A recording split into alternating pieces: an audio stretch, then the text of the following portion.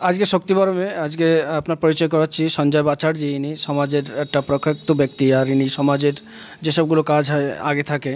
তো আজকে শক্তিগড়ে আমরা একটা উত্থাপন করতে যাচ্ছি বাংলা বা হিন্দি ভাষা নিয়ে একটা স্মারিকা। আর সেই স্মারিকার মাধ্যমে আমাদের যে বাঙালি উত্তরাখণ্ডের বাঙালিদের যে ভাষা সংস্কৃতি আর যে আমাদের পরিবেশ যেগুলো সব সেই পত্রিকায় থাকবে।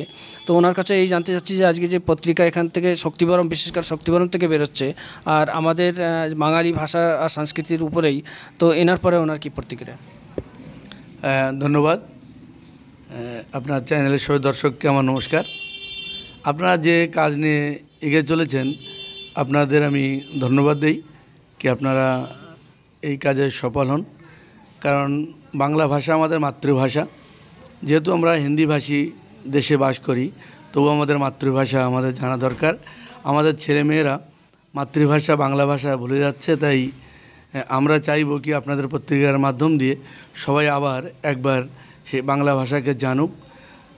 আর আমাদের যে উত্তরাখণ্ডে ভারতীয় জনতা পার্টি সরকার, সেই সরকারে আমাদের স্থানীয় বিধায়ক শ্রী সৌরভ বহুগুণা, বর্তমান ক্যাবিনেট মন্ত্রী উত্তরাখণ্ড সরকার, উনি আমাদের একটা ডেলিগেশন নিয়ে উত্তরাখণ্ডের মুখ্যমন্ত্রীর সঙ্গে আমাদের অনেকটা মোলাকাত হয়েছিল আমাদের।